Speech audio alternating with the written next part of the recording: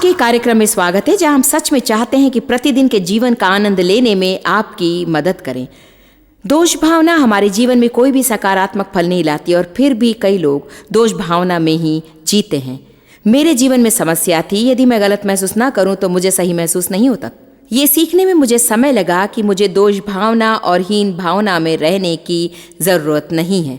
डर भी एक और नकारात्मक भावना है जो हमारा समय बर्बाद कर देता है, परंतु निश्चय शैतान इससे खुश होता है। तो आज के हमारे संदेश को सुनने के लिए आप जुड़े रहिए। परमेश्वर ने मुझे ये विचार दिया कि मैं अपने संदेश में इस हफ्ते इसका उपयोग करूं, ताकि आप वो चित्र पाएं जिसे आप कभी ना भूलें। इससे भी अधिक दुख की बात और कोई नहीं हो सकती कि हम हमारा समय और शक्ति ऐसा कुछ करने में लगा रहे हैं जिससे कुछ उत्पादन नहीं हो रहा है। दोष भावना कोई फल नहीं लाती है। क्रोध की भावना कुछ फल नहीं लाता है। डर से शैतान खुश होता है।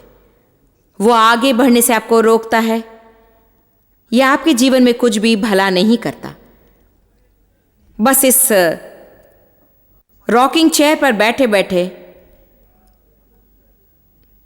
मैं कुछ परिश्रम कर रही हूं, मैं व्यस्त हूं, लेकिन मैं कहीं नहीं पहुंच रही। आपको वो काम करना बंद करना है जो जीवन में और परमेश्वर के साथ आपके चलने में उन्नति नहीं लाते। हमने खुद पर दया करने के विषय में कहा है। खुद पर दया करना तो झूलने के समान है और कहीं नहीं पहुंचना है। एक कर्मचारी से मैंने कहा कि रॉकिंग चेयर के विषय मेरी बात कैसे लगी। वो हमारे टीवी क्रू का भाग है और उसने कहा, मैं निश्चित नहीं जानता, मैं नहीं जानता कि क्या मैं कभी बरामदे में बैठकर कभी झूल सकूंगा।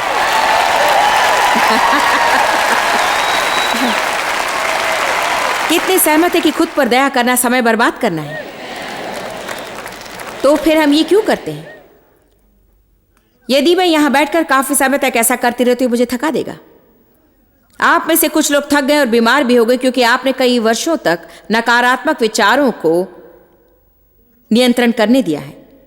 इसीलिए हम उन कामों को रोक देना चाहते हैं जो आपके जीवन में कुछ भी उत्तम फल निर्माण नहीं करते। आमीन। देखिए 2 शमूएल अध्याय 9। बाइबल के उदाहरणों में से ये एक उत्तम उदाहरण है कि उसके पास सब कुछ था और फिर भी उसके बिना वो करता रहा और कुछ न पाया। सब कुछ तो वो अपने विषय जैसा महसूस करता था, उसके एक कारण हुआ। वो बुरा महसूस करता, दोषी महसूस करता, खुद को बेकार महसूस करता था कि कोई उसे नहीं चाहता। इसलिए वो गरीबी की जगह पर रहने लगा जिसका नाम था लोदबार। 2 शमूएल 9:1। दाऊद ने पूछा, क्या शाऊल के घराने में से कोई अब तक बचा है जिसको मैं योनातन के कारण प्रीति दिखाऊं? दाऊद की योनातन के साथ वाचा थी और हमारी वाचा यीशु के साथ है। हम यीशु के संगी वारिस हैं। मैं इसे इस रीति से भी पढ़ सकती हूं। और परमेश्वर ने कहा, क्या कलीसिया में कोई बच गया है जिसे यीशु के कारण मैं अपनी दया दिखा सकूं? परमेश्वर हमारी मदद इसलिए नहीं करता और हमें आशीष देता है क्योंकि हम उसके लायक हैं, या फिर हम अच्छे हैं या हमने वो कमाए। वो इसे करता है क्योंकि हम यीशु में विश्वास करते हैं और यीशु के काम पर विश्वास करते हैं। यीशु हमारे लिए मरा। परमेश्वर यीशु के कारण हमारे लिए कुछ काम करना चाहता है। शाऊल के घराने का सीबा नाम का कर्मचारी था। वो दाऊद के पास बुलाया गया और जब दाऊद ने उससे पूछा, क्या तू सीबा है? तब उसने कहा, हाँ, तेरा दास वही है। राजा ने पूछा, क्या शाऊल के घराने में से कोई अब तक बचा जिसको मैं परमेश्वर की अटल असीमित अद्भुत दया और करुणा दिखा सकूं? सीबा ने राजा से कहा, योनातान का एक बेटा है जो पांव से लंगड़ा है और उसकी एक समस्या है। वो कमजोर है, उसने गड़बड़ी की है, उसके पास सब कुछ नहीं है। क्या आप सच में उसके साथ जुड़ना चाहेंगे? राजा ने उसे पूछा, वो कहाँ है? उसे मेरे पास लाओ। उन्होंने कहा, वो लोदाबार में रहता है। इस बात में तो दिलचस्प यह है कि ये लड़का वाचा समझ चुका था, क्योंकि उन दिनों में लोग हमसे भी उत्तम रीति से वाचा समझते थे। हमें लहू की वाचा का अध्ययन करना है और ये समझना है कि यीशु ने अपना लहू बहाया और हमारी नई वाचा पर उस लहू से मोहर लगा दी है।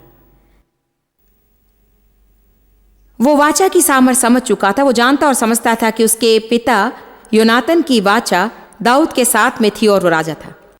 उसके पास कुछ समझ होती तो वो किसी भी समय महल के द्वार खटखटा सकता था और कह सकता था कि मैं योनातन का बेटा हूं और तुम्हारी मेरे पिता के साथ वाचा थी और मैं जानता हूं कि उस वाचा में उसका वंश उसके साथ था। मैं यहां उसके अधिकारों का दावा करने आया हूं। परंतु उसने ये कभी नहीं किया और कारण आप 1 मिनट में देखेंगे कि क्या हुआ। तब राजा दाऊद ने दूत भेजकर उसको लोदबार में मंगवाया। वचन 6, जब मपीबोशेत जो योनातन का पुत्र शाऊल का पोता था दाऊद के पास आया, तब मुंह के बल गिरकर दंडवत किया और दाऊद ने कहा, हे मपीबोशेत। उसने कहा, तेरे दास को क्या आज्ञा है? दाऊद ने कहा, डर मत, योनातन के कारण तुझको प्रीति दिखाऊंगा और तेरे दादा की सारी भूमि तुझे फेर दूंगा और तू मेरी मेज पर नित्य भोजन किया करेगा। वचन 8 महत्वपूर्ण है। उस लंगड़े ने उसे दंडवत करके कहा कि तेरा दास क्या है कि तू मुझ ऐसे मरे कुत्ते की ओर दृष्टि करे।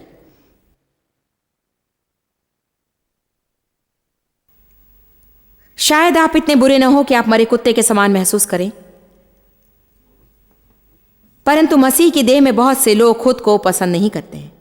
वे खुद को चाहते नहीं है, वे खुद की कोई कीमत नहीं रखते और उनका खुद के प्रति अनादर का व्यवहार होता है। वे परमेश्वर का बिना शर्त का प्रेम नहीं समझते और जब हम ये सोचते कि हमें परमेश्वर की कृपा कमानी है तो ये हमें गड़बड़ी में डालता है। आप कृपा नहीं कमा सकते हैं। जब आप किसी पर कृपा करते हैं तो इसका अर्थ है कि आप उन्हें वो देते जिसके वे लायक नहीं।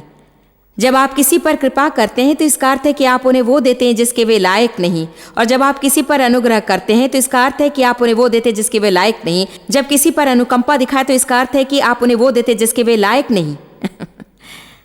परमेश्वर का धन्यवाद हो जिसने हमें वो नहीं दिया जिसके लायक हम थे। और देखिए, थका देने वाली बात तो यह है कि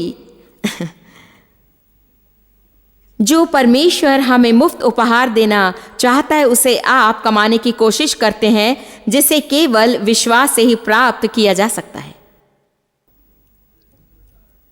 कितने समझते हैं जब मैंने कहा कि परमेश्वर से पाने लायक होना और उसे कमाने की कोशिश करने में थक जाने का क्या अर्थ होता है?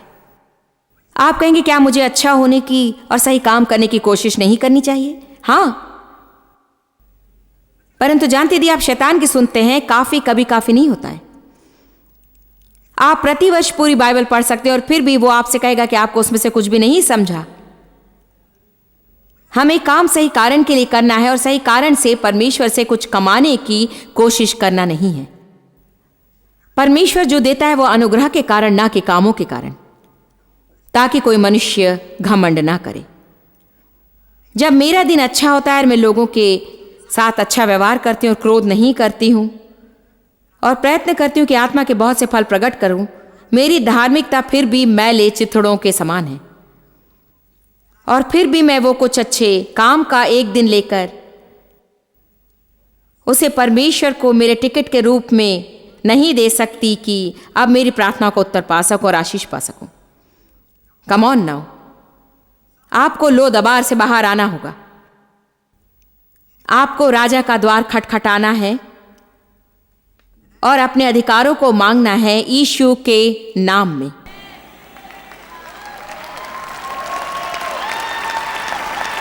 यीशु के नाम में, मैं यीशु के नाम में आती हूं और मैं मांगती हूं कि मेरी मदद कर, आशीष दे, मुझे छुड़ाए, कृपा करे, उन्नति दे, मेरी देखभाल करे। मैं मेरे नाम में नहीं जाती हूँ, मेरा नाम मुझे स्वर्ग में कुछ नहीं देने वाला है, मैं यीशु के नाम में जाती हूँ। जब बाइबल में प्रार्थना के विषय बताया जाता है तो एम्प्लीफाइड बाइबल इसे स्पष्ट बताती, विशेषकर यूहन्ना अध्याय 14 और 16 में। मेरा विश्वास है कि जब हम यीशु के नाम में प्रार्थना करते, जो कुछ यीशु है वो हम पिता को दे देते हैं। हालेलुया। हाँ, आपकी पहुंच उस नाम तक ऐसे होती है। मेरी पहुंच डेव के नाम तक तभी हो जब मेरा उनके साथ विवाह हुआ, ना कि जब हम मिलते थे। यीशु का नाम हमारे लिए उपलब्ध है, परंतु मेरा विश्वास है कि हमें समर्पित होना चाहिए। हमें परमेश्वर के साथ गंभीर होना है। आप 10 सालों तक हर रविवार कलीसिया में जाकर बैठ सकते हैं और ये आपको मसीह विश्वासी नहीं बनाएगा। मैं गैराज में बैठ सकती हूँ, लेकिन मैं कार तो नहीं बन जाऊंगी। आमीन। परंतु जब हम समर्पण करते हैं और हम गंभीर होते हैं और हम उसे अपना सर्वोत्तम देते हैं, परमेश्वर उसका आदर करता है। परमेश्वर का धन्यवाद। जब हम गलती करते हैं, इसलिए सो अब जो मसीह में है उन पर कोई दंड आज्ञा नहीं है, कोई दंड नहीं है। बाइबल कहती कि उसने हमारे पाप और हमारी कमजोरी उठा ली और उसने दोष भावना मिटा दी है। दोष भावना तो महसूसीकरण है।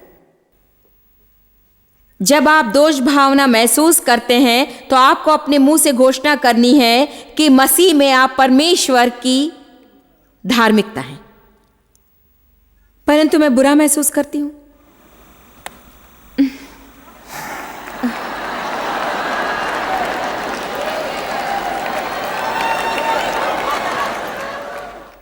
मैं बुरा महसूस करती हूं,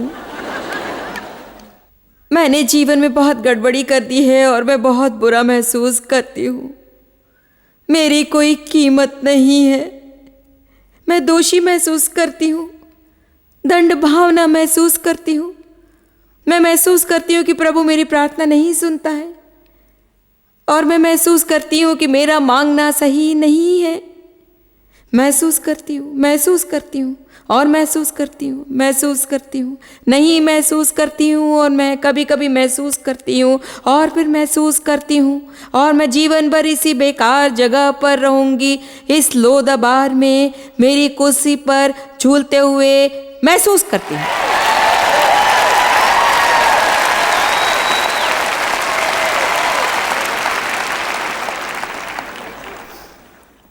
जो मैं आप लोगों के साथ बांट रही हूं उसे आप करेंगे, क्योंकि जब तक आप न करें तो केवल सुनने मात्र से यह आपके जीवन में वास्तविक नहीं होगा।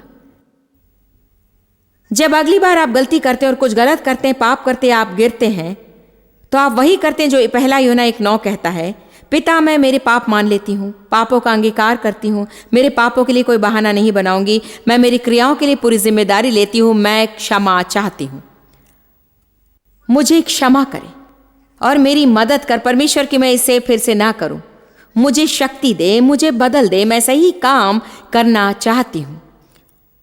अब मैं तेरे वचन के अनुसार तेरी क्षमा प्राप्त करती हूं। तूने मुझे सिर्फ क्षमा ही नहीं किया वरन उसे भूल गया है और उसे इतनी दूर कर दिया जितना पूरब से पश्चिम है, इसीलिए मैं उसे अब भूल जाती हूं, क्योंकि जो तुम भूल गए उसे मैं याद करना नहीं चाहती हूं। मुझे शुद्ध करने वाले यीशु के लहू के लिए धन्यवाद। इसी वक्त तो ठीक है, आप जाकर अपना काम करते हैं, आप प्रार्थना करने के लिए तैयार होते हैं, फिर आप दोषी महसूस करते हैं। आप समझे कि आपका महसूसीकरण उसी समय नहीं बदलता है। आपको अपना महसूसीकरण परमेश्वर के वचनों के अनुसार करना है और जब तक आप उसमें बहते चले जाएंगे आप कभी भी आज़ाद नहीं होंगे। इस क्षेत्र में मेरी बड़ी समस्या थी, मैं दोष भावना की आदी थी। अब सुनिए, मैं आपको सच बता रही हूं, यदि मैं गलत महसूस ना करूं तो मैं सही महसूस नहीं कर सकती थी। ये तो दुख की दशा में रहना है। क्या कोई जानता है कि मैं क्या कह रही हूं? मैं इतने समय तक गलत सोचती रही कि मैंने सोचा कि यही महसूस करने का सही तरीका है। इसलिए जब मैंने धार्मिकता के विषय सीखना शुरू किया और ये सीखा कि मेरे जीवन भर दोष भावना और अपराधी होना महसूस करने की जरूरत नहीं है और मुझे खुद पर क्रोध करने की जरूरत नहीं, क्योंकि मैं कोई सिद्ध व्यक्ति नहीं थी या मेरे आसपास के लोगों के साथ में जस्ती नहीं थी और मेरा भूतकाल था और मैंने कुछ गलतियां की हैं, फिर भी मुझे मेरे विषय बुरा महसूस करने की जरूरत नहीं है। जब मैंने सच में अपने विषय अच्छा महसूस करने और दोष भावना महसूस ना करने के लिए कदम उठाया तो मुझे सचमुच गलत लगा। यह ऐसा था जैसे ये सही नहीं हो सकता। यदि मुझे गलत लगता तो ही मैं सही महसूस कर सकती। इस क्षेत्र में मैं जितनी बुरी थी उतना कोई बुराई है यहां? जब आप धार्मिकता पहनना शुरू करते हैं तो धार्मिक दुष्ट आत्माएं कमरे से बाहर आते हैं और आपको वो पहनना है। धार्मिकता की झिलम पहन ले, बाइबल कहती है, और धार्मिकता के वस्त्र पहन ले। पहनने का यह अर्थ नहीं कि हम उस बात के विषय में स्पष्ट रूप में सचेत रहें और ये वो आत्मिक भूत है जिसके विषय हम कलीसिया में बात करते हैं। इसका अर्थ है कि हम उसे अपने जीवन में काम करने देते हैं, और जब शैतान हम पर दोष भावना और दंडाज्ञा लेकर आता है तो हम कहें, नहीं शैतान, मैं मसीह में परमेश्वर की धार्मिकता बनाई गई हूं, मैंने मेरे पाप अंगीकार किए हैं, मैंने क्षमा मांगी और मैं कैसा महसूस करती हूं इसकी मैं परवाह नहीं करती हूं, मैं जानती हूं।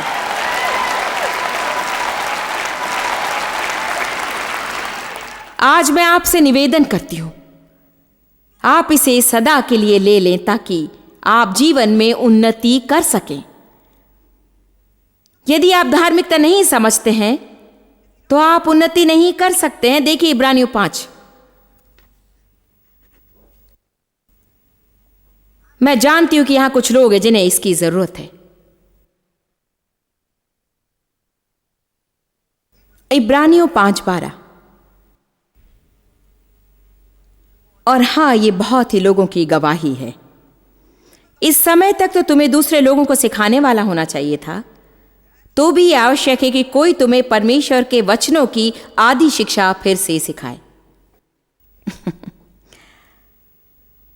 आप में से कुछ लोग इन बातों में इतने लंबे समय से हैं, उसी पहाड़ के आसपास अभी भी घूम रहे हैं, बार बार और बार बार और बार बार।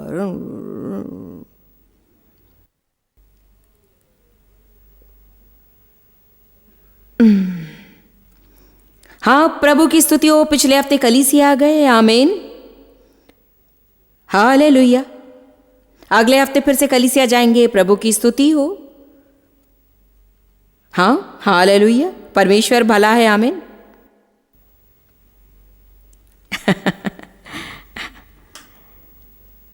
सिर्फ धार्मिक हो जाना तो समय बर्बाद करना है।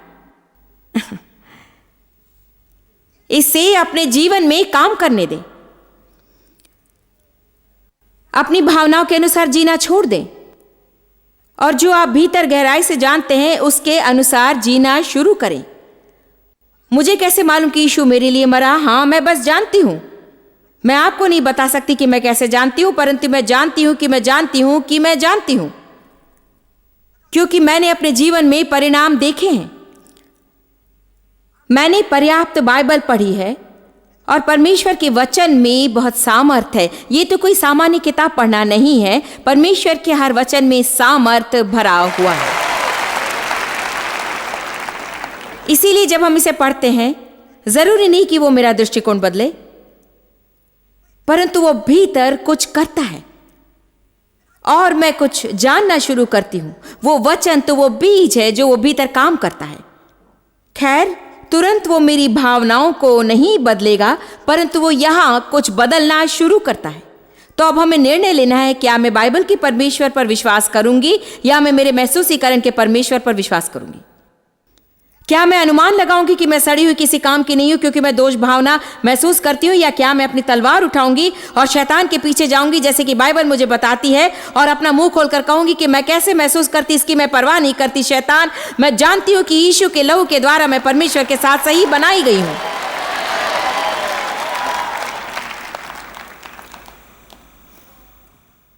आपको मेरी बैगनी रंग की छोटी किताब लेनी चाहिए, the power of speaking god's words out loud. Bible कहती है कि स्वर्गदूत परमेश्वर के वचन की ओर ध्यान देते हैं। हमारे मुंह से निकलने वाले परमेश्वर के वचन बोलने के द्वारा हम स्वर्गदूतों की मदद प्राप्त कर सकते हैं। जब आप वहां खड़े होकर कुछ नहीं करते, तब शैतान को आपसे बातें ना करने दे। अपना मुंह खोले और शैतान को जवाब दे।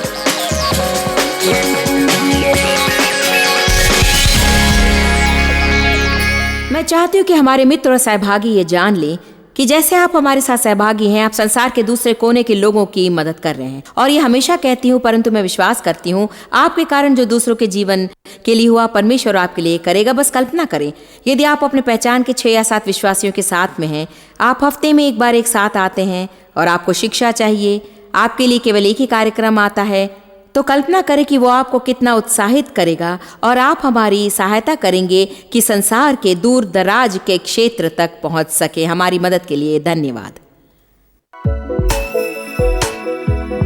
आप जितना जानते हैं उससे भी अधिक आप हमारे लिए जॉइस मेयर मिनिस्ट्रीज एशिया में महत्वपूर्ण है। हम आपकी सराहना करते हैं। आप सौभाग्यों का धन्यवाद देते हैं कि इस संसार भर की सेवकाई को आप सफल कर रहे हैं। एक साथ हम भूखों को भोजन, गरीबों को कपड़े दे रहे हैं और पूरे संसार में सुसमाचार प्रचार कर रहे हैं। हमसे आज ही संपर्क करें या लॉग करें jmmindia.org। अपने प्रार्थना निवेदन भेजें, हमारे स्रोत के विषय जानें, जॉइस की सभाओं के विषय जानें और जैसे हम पूरे संसार में मसीह के प्रेम को बांटते हैं तो आप हमारे साथ सहभागी हो जाएं।